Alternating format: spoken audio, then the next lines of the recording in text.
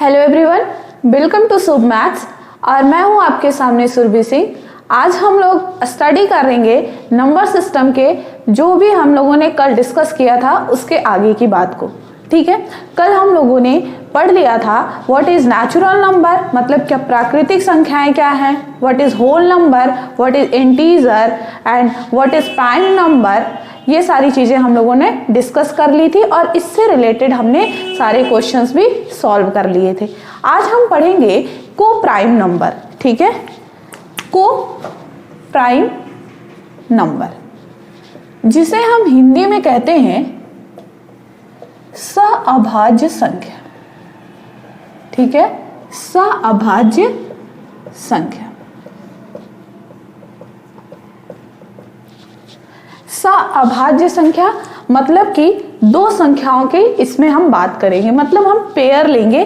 सहअभाज्य का मतलब क्या है कि जैसे हमने ले लिया 7 और 9। ठीक है, ये दो नंबर हैं। अब हमें देखना है कि क्या इन दोनों नंबर्स में से कोई ऐसा नंबर है जो दोनों में कॉमन है। तो 7 और 9 में कोई भी ऐसा नंबर नहीं है जो आप देख सकें कि इसमें कुछ भी कॉमन है, आप कुछ भी कॉमन निकाल सकें। कहने का मतलब है कि अगर हम इनका HCF ले महत्तम समापवर्ग तो इसका महत्तम समापवर्ग 1 आएगा।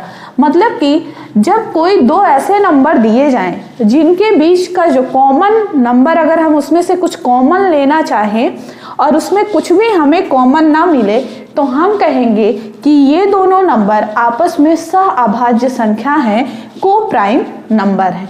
ठीक है, इस पे भी छोटे कभी कभी क्वेश्चंस पूछ लिए जाते हैं।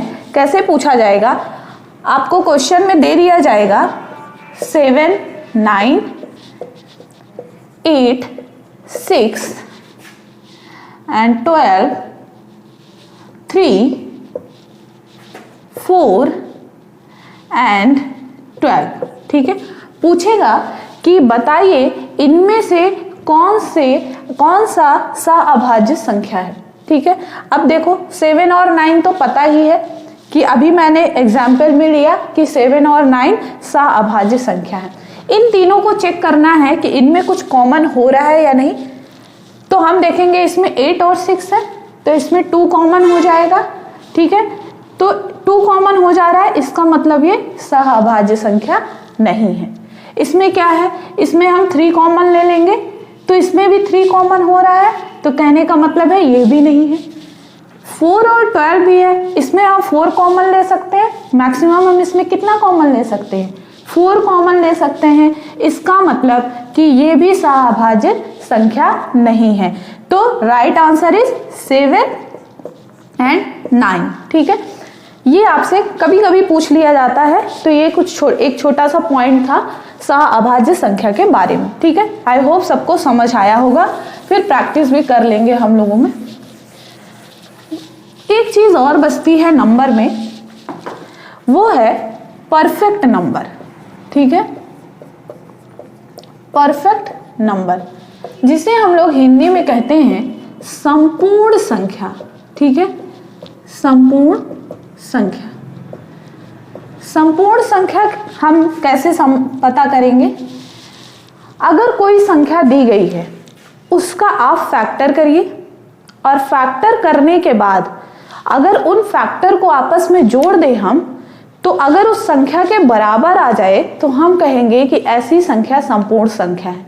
लेकिन इसमें एक कंडीशन है कि जो भी नंबर है हम उसका फैक्टर नहीं लेते। समझो जैसे 6 है, अब आपको पता है कि किसी भी नंबर का 1 और स्वयं वो संख्या उसका जरूर फैक्टर होगी।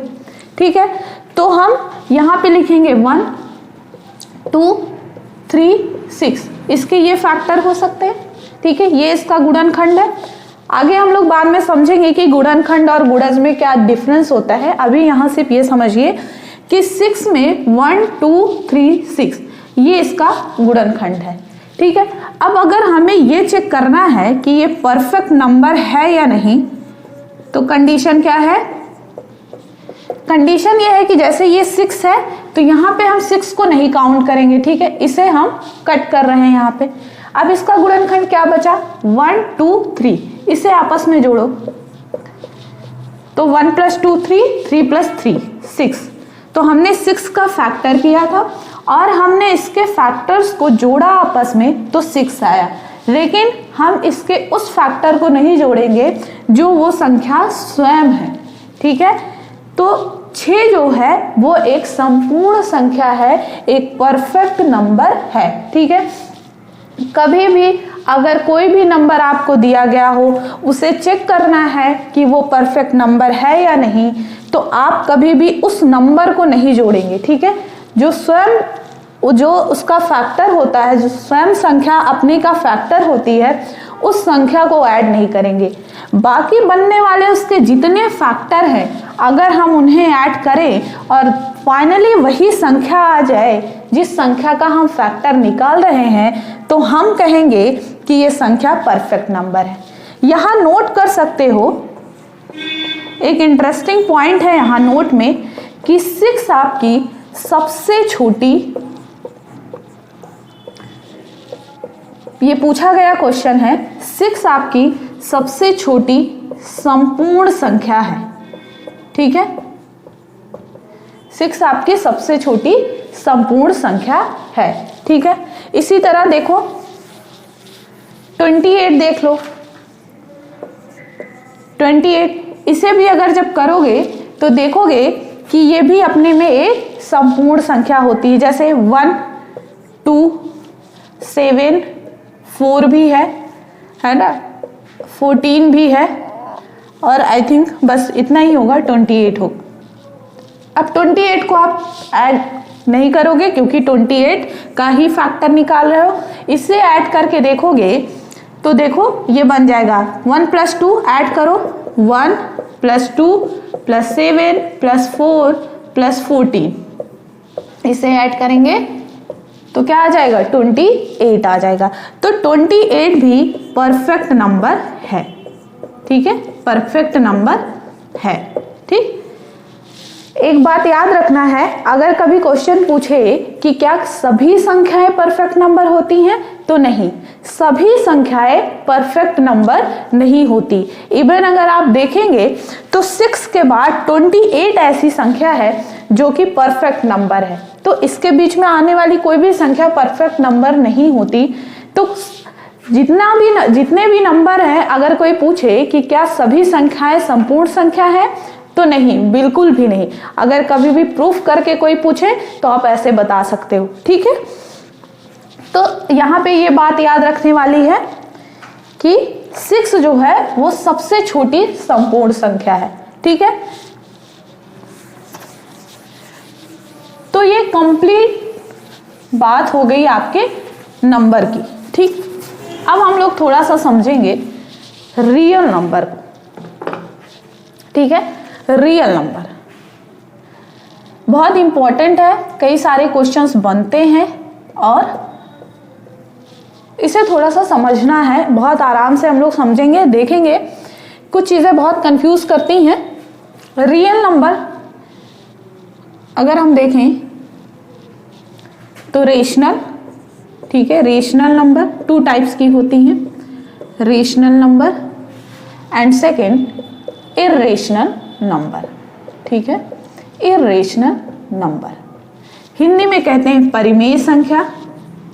जिसे हिंदी में समझ में आए वो हिंदी समझ सकता है, जिसे इंग्लिश समझ में आए वो इंग्लिश में देख ले। अपरिमेय संख्या। ठीक है, rational number and irrational number. Real number के 2 पार्ट होते हैं।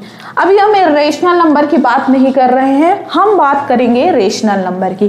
रेशनल नंबर सब जान रहे हैं, एक रटी रटाई डिफिनीशन है कि P/Q के फॉर्म में अगर हम जिसे लिख पाए हम उसे कहते हैं कि वो रेशनल नंबर है। कंडीशन ये है कि हमारा Q जो है वो 0 नहीं होना चाहिए। ठीक है, तो ध्यान से देखना है,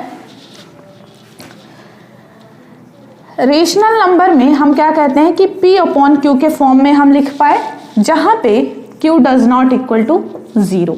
ठीक है, अब एक बात यहां समझना है कि Q does not equal to 0 है। ठीक है, अब अपरिमेय संख्या हम किसे कहते हैं? √2, √3, पाई, ये सारी जो है संख्याएं अपरिमेय संख्या है।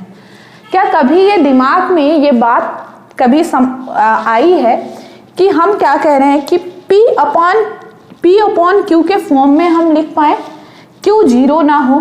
तो आपके दिमाग में ये क्वेश्चन आना चाहिए कि √2 अपॉन 1 लिख सकते हैं हम, ठीक है, और √2 Q यहाँ पे 0 भी नहीं है, P अपॉन Q के फॉर्म में भी है, तो फिर √2 क्यों अपरिमेय संख्या है?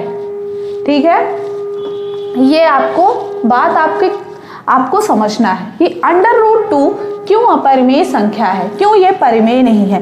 तो एक लाइन यहाँ पे और ऐड कर सकते हो कि P और Q इंटीजर्स होते हैं, P and Q is integers, और √2 इंटीजर नहीं है। ठीक है, ये बेसिकली आप लोग ध्यान नहीं देते हैं कि P और Q क्या होने चाहिए, इट मस्ट बी इंटीजर, इसे पूर्णांक होना चाहिए, √2 पूर्णांक में नहीं आता है। ठीक है, अब देखो अगर हम बात करें, अब हम कहें कि 0 परिमेय संख्या है या अपरिमेय, तो देखो 0 अपॉन 1 लिख सकते हैं, P अपॉन Q के फॉर्म को सेटिस्फाई कर रहा है, Q 0 भी नहीं, डज नॉट इक्वल टू 0 है, तो क्या हो गया, 0 भी क्या है, एक परिमेय संख्या है।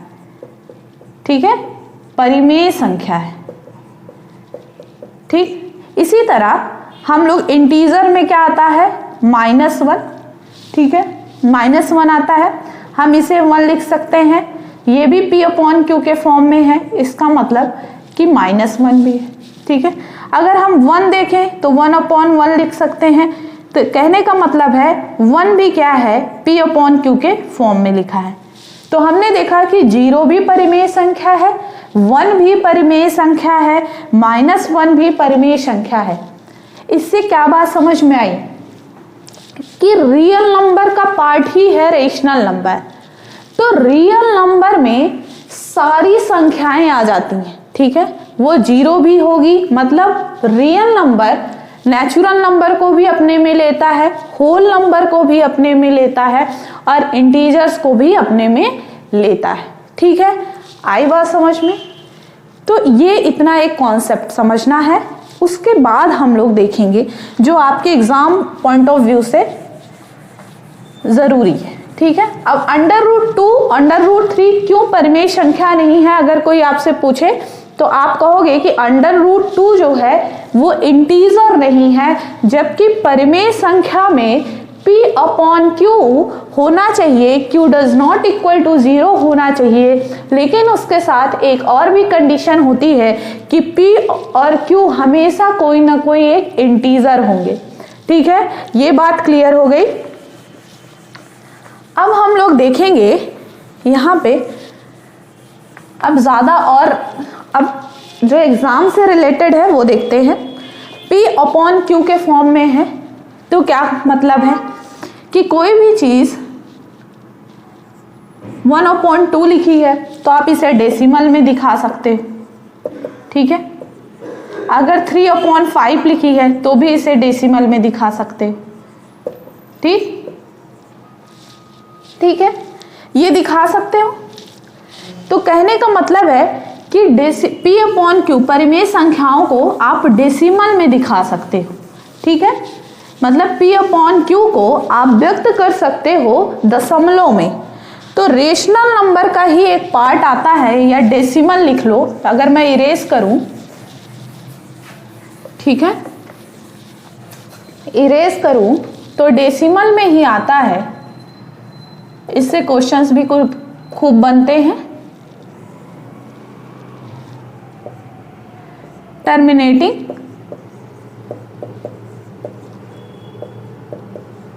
And non terminating. ठीक है, अब किसी को इंग्लिश में प्रॉब्लम हो रही होगी तो एक बात समझना है कि देखो बहुत सिंपल सी बात है, कुछ चीजें इंग्लिश में समझना ज्यादा आसान होती, कुछ चीजें हिंदी में ज्यादा क्लियर होती। जैसे इंटीजर का हिंदी होता है पूर्णांक, तो हमने उससे एक बात निकाली कि पूर्णांक मतलब पूरा अंक, ठीक है।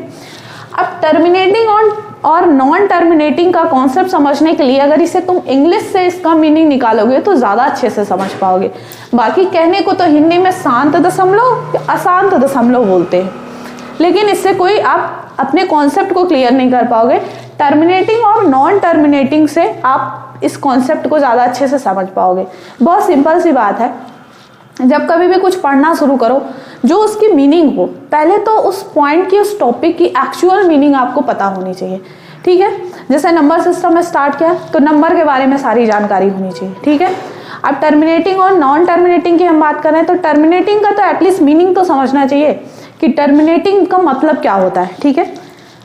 तो हम देख रहे हैं कि टर्मिनेटिंग का मतलब क्या होता है। टर्मिनेट हो जाना मतलब कि खत्म हो जाना एक पॉइंट पे, ठीक है। तो दशमलव में जैसे कभी कभी हम लोग कैलकुलेट करते हैं, सॉल्व करते हैं, तो हम देखते हैं कि हमारा जो आंसर है वो 1.2 आया, मतलब यहीं पे खत्म हो गया, ठीक है। कभी 2.5 आया तो यहाँ पे खत्म हो गया। कहने का मतलब है कि 1.2 के बाद अब कोई हमें संख्या नहीं मिल रही, यहीं पे खत्म हो जा रहा है, ठीक है। 1.8 आया, तो जब ऐसी संख्या मिले तो हम क्या कहेंगे कि ये संख्या टर्मिनेट हो जा रही है, मतलब कि डेसिमल के बाद एक फिक्स नंबर पे कोई संख्या जब खत्म हो जाए, पूरी तरीके से बंद हो जाए, टर्मिनेट कर पाओ आप, तो आप कहोगे कि हमारी जो संख्या है वो टर्मिनेटिंग है। डेसिमल कैसा है? टर्मिनेटिंग है। कब? जब किसी दशमलव के बाद किसी एक पॉइंट पे जाके आपका नंबर रुक जाए, वहीं पे खत्म हो जाए। नॉन टर्मिनेटिंग में क्या होता है कि ये टर्मिनेट ही नहीं हो रही, क्या हो रहा है कि ये खत्म ही नहीं हो रही है, ठीक है। नॉन टर्मिनेटिंग का जैसे कभी आप देखते हो 0.577777 चलते चले आ रहे, ठीक है, ठीक। कभी आप देखते हो कि 0.235 235 235 और कभी देख रहे हो कि 0.12345678 ऐसे होता चला आ रहा है, ठीक है। तो क्या देख रहे हो आप कि यहाँ आपका दशमलव के बाद जो संख्याएं हैं वो नॉन टर्मिनेटिंग है। कहने का मतलब है वो खत्म नहीं हो रही है, आप उन्हें टर्मिनेट नहीं कर पा रहे हो एक फिक्स नंबर के बाद, ठीक। जैसे ये 7777 और यहाँ पे हम डॉट डॉट डॉट डॉट करते चले जाए, कहने का मतलब है कि अनलिमिटेड 77 आ रहा है, ठीक है। इसी तरह 0.235 235 235 फिर यहाँ पे 235 आएगा, फिर 235 आएगा, ऐसे चलता चला आएगा, ठीक है, एंड सो ऑन।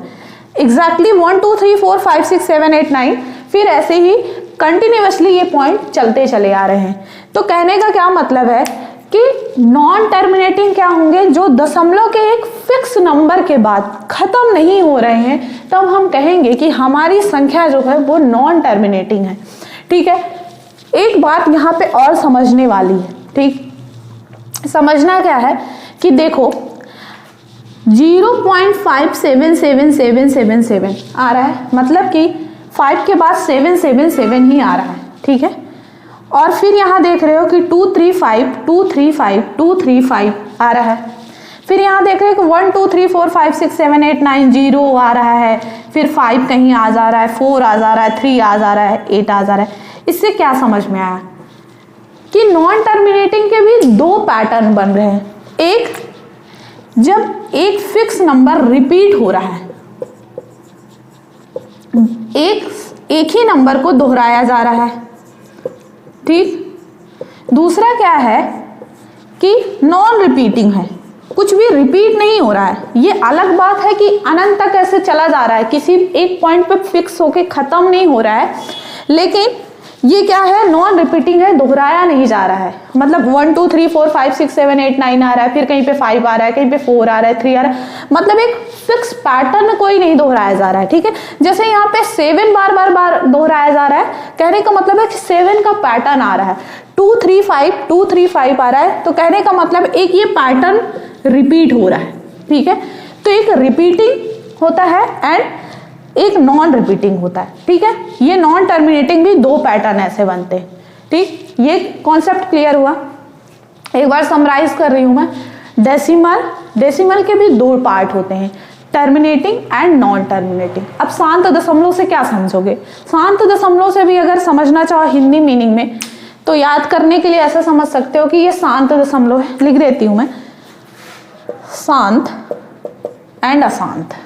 ठीक है, इससे क्या समझोगे कि भाई एक फिक्स पॉइंट पे जो जाके शांत हो जाए, उसके बाद उसको कोई टेंशन नहीं है कि भाई आप शोर मचाओ हल्ला करो, नहीं, हम एक पॉइंट के बाद खत्म हो गए, हम अपने जीवन में सुखी हैं, हमें कोई दिक्कत नहीं है।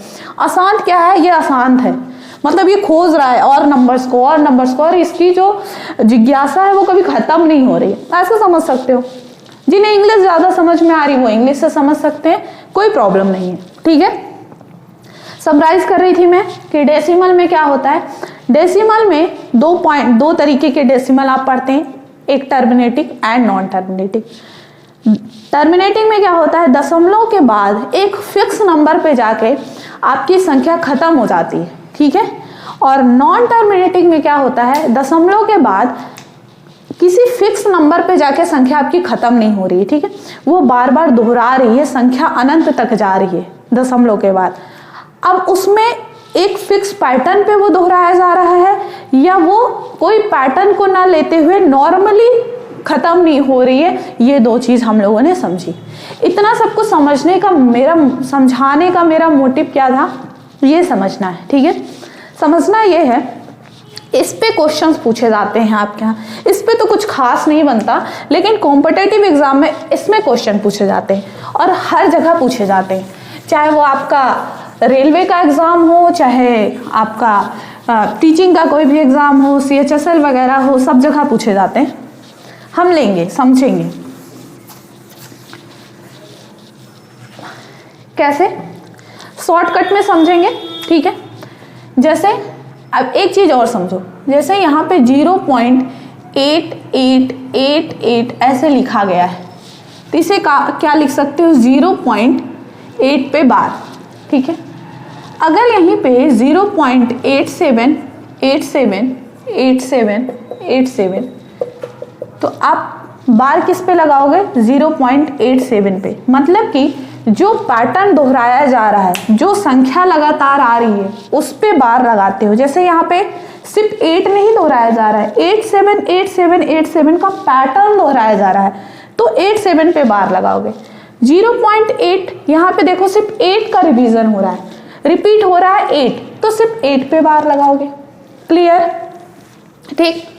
अब कभी कभी पूछता है कि इसको P/Q के फॉर्म में दिखाओ। ठीक है, 0.8 बार को P/Q के फॉर्म में दिखाओ। थोड़ा सा टफ लग रहा है ना कि क्या अब इसको कैसे दिखाना, समझेंगे। बहुत आसान तरीके से, कुछ करना नहीं है। ठीक है, ऐसे क्वेश्चन को जब लॉन्ग प्रोसेस में करोगे तब तो बहुत लंबा जाता है। ठीक है, और हम लोगों ने आई थिंक ये terminating and non terminating 9th class में पढ़ा है और उसका एक लॉन्ग प्रोसेस भी हम लोगों ने देखा है, उस पे नहीं जाएंगे। यहाँ पे हम P/Q के फॉर्म में इसे कैसे बनाएंगे देखेंगे। 0.8 बार है। ठीक है, करना क्या है, सबसे पहले क्या लिखोगे, ध्यान से सुनना है। दशमलव के बाद जो भी संख्या है उसे एज इट इज पहले यहाँ पे उतार दोगे। अब दशमलव के बाद क्या है, 8 है। ठीक है, तो यहाँ पे 8 उतार दिया। अब जिस नंबर पे बार लगा है, बार के पहले जितनी संख्या है उसे इसमें से घटा दोगे। अब देखो बार 8 पे बार है, बार के पहले कोई यहाँ पे संख्या है क्या, नहीं है, तो 8 - 0 हो गया। ठीक है, नीचे क्या करोगे, जितने पे बार होते, दशमलव के बाद जितनी संख्याएं होती हैं यहाँ पे उतने ही डिजिट आते हैं। ठीक है, अब यहाँ पे दशमलव के बाद कितनी संख्या, अभी बार नहीं देखना है, दशमलव के बाद कितनी संख्या है, 8, एक संख्या है तो एक डिजिट आएंगे। यहाँ मैंने यहाँ पे ऐसे लाइन बना दी, एक डिजिट आएगा। अब देखो जितनी संख्या पे बार है उतने 9 होंगे, तो देखो सिर्फ एक संख्या पे बार है ना, तो कितने 9 होंगे, एक 9 होंगे, तो यहाँ पे ये एक 9, तो ये क्या हो जाएगा 8/9। 9, ठीक है। 0.8 बार कैसे किया समझना है।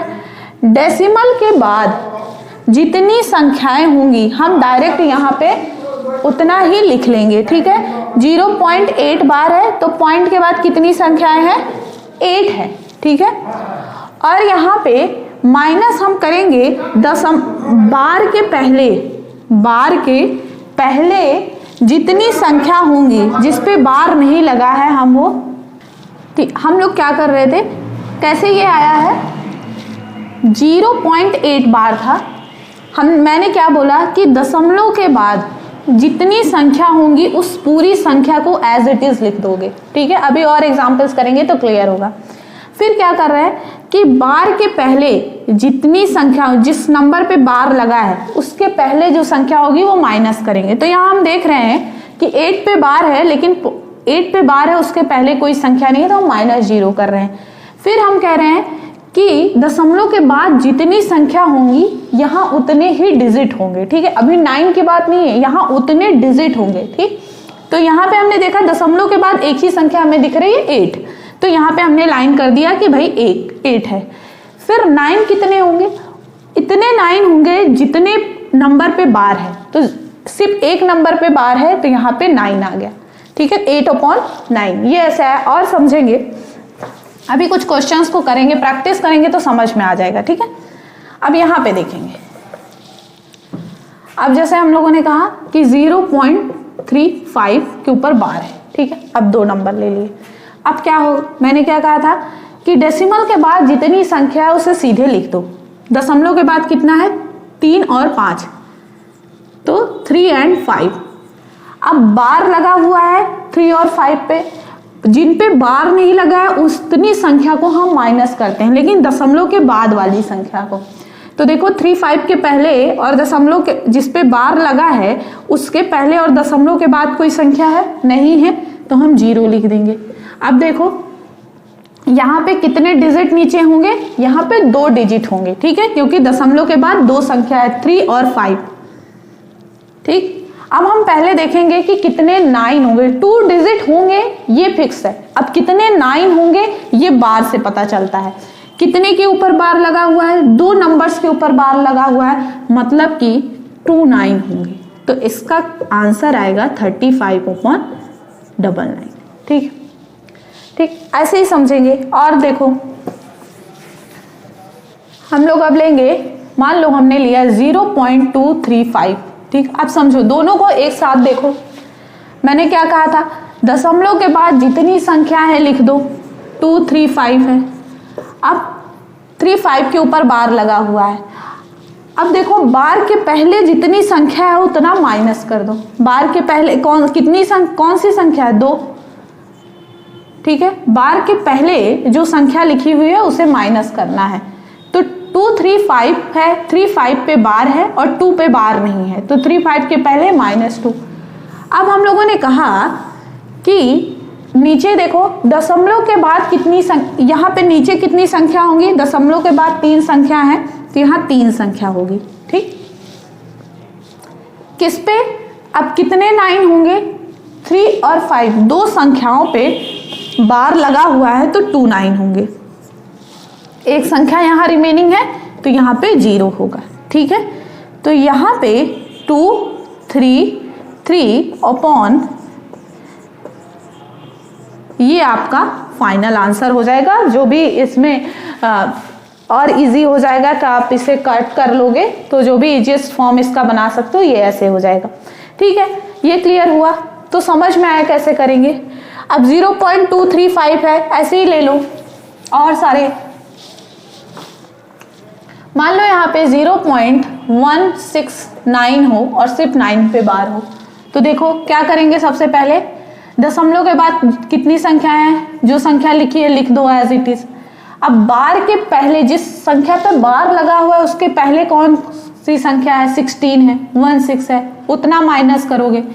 दशमलव के बाद कितनी संख्या है, 3 संख्या है, ठीक। कितने 9 होंगे, एक नंबर पे सिर्फ एक डिजिट पे बार लगा हुआ है तो 1 9 होगा। फाइनल कितने होने चाहिए, 3 डिजिट, तो यहाँ 999, ठीक है। इसे माइनस कर दो, तो 9 माइनस 6 3 हो जाएगा, 6 माइनस 1 5 हो जाएगा, ये फाइनल आंसर आ जाएगा। ठीक, क्लियर हुआ? ऐसे क्वेश्चंस पूछे जाते हैं। ठीक है, इस पे बार लगा होने का क्या मतलब है कि ऐसे आ रही है संख्या, ऐसे ऐसे। ठीक है, ठीक। अब क्या, अब देखो समझना क्या है, एक बात दिमाग में आनी चाहिए। ठीक,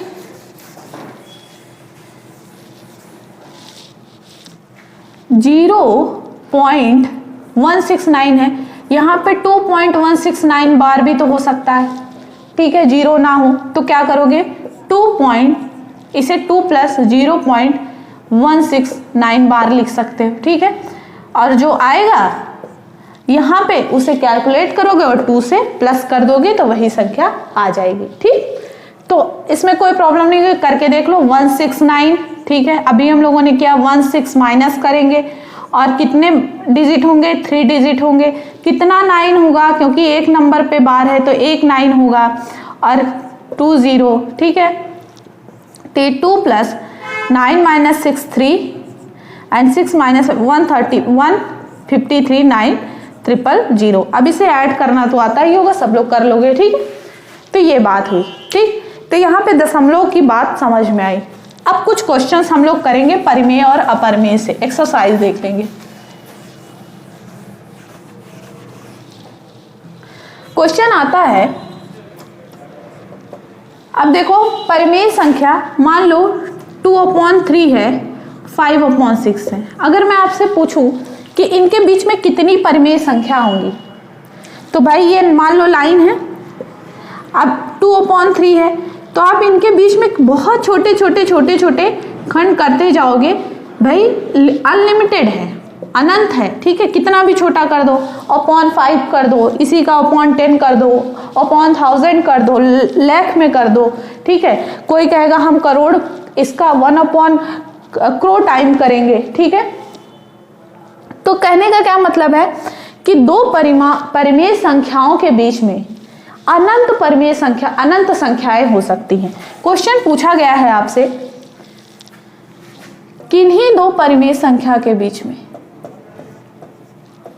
किन्हीं दो परिमेय संख्याओं के बीच में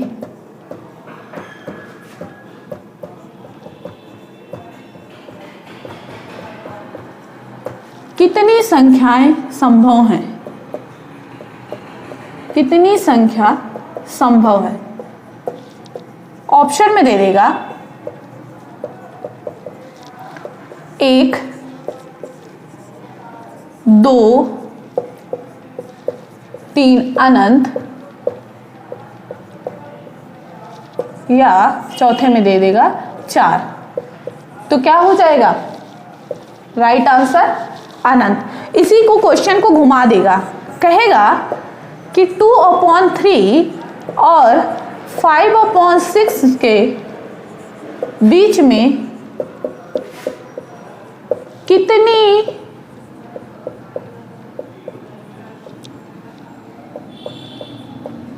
परिमेय संख्या संभव है। ठीक है, इसी में दे देगा 1 2 3 4 में अनंत। दो तरीके से पूछ सकता है, तो इसमें right answer is Anant, infinite. ठीक है, तो कभी कभी डायरेक्ट स्टेटमेंट देगा, पूछेगा तो अनंत करोगे, कभी कभी दो संख्याएं, कोई भी संख्या, कोई भी रेशनल नंबर उठा के दे देगा और कहेगा कि बताओ कितनी परिमेय संख्याएं होंगी। ठीक है, तो ऐसे क्वेश्चंस बनते हैं। ठीक, कुछ क्वेश्चंस हम लोग इसमें और देखेंगे।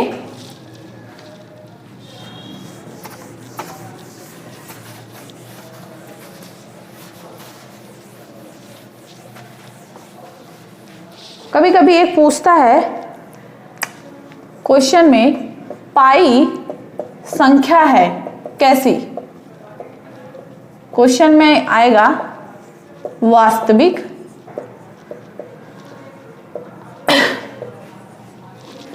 अपरिमेय, तीसरे में आएगा परिमेय चौथे में आएगा पूर्णांक। तो पाई कैसी संख्या है? पाई एक अपरिमेय संख्या है, ठीक है। अपरिमेय वाले में हमने लिखा था ना √2 √3 पाई। तो जब कभी भी राइट आंसर इज अपरिमेय, ठीक है। जब कभी भी अंडर रूट का में पूछेगा √2 √3 √4 और क्या कहते हैं या पाई, तो हमेशा टिक करोगे कि अपरिमेय संख्या है, ठीक है। परिमेय संख्या से रिलेटेड ये कुछ क्वेश्चंस थे।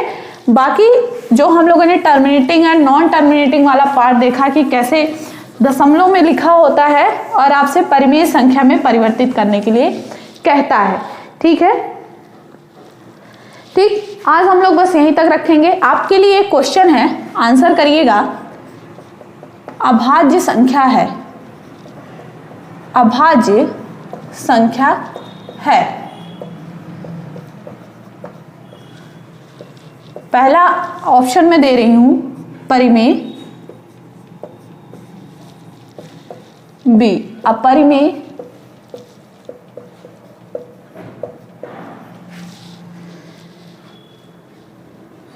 ऐसे ये नहीं, अभाज्य संख्या है। ए में लिख लीजिए एक सम संख्या,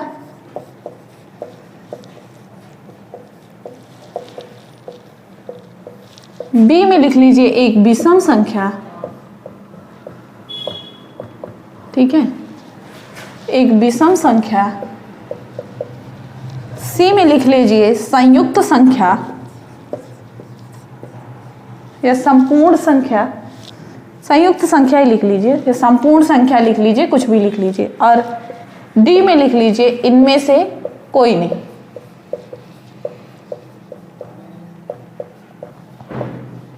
इनमें से कोई नहीं। ये आज का क्वेश्चन, ठीक है, क्वेश्चन है।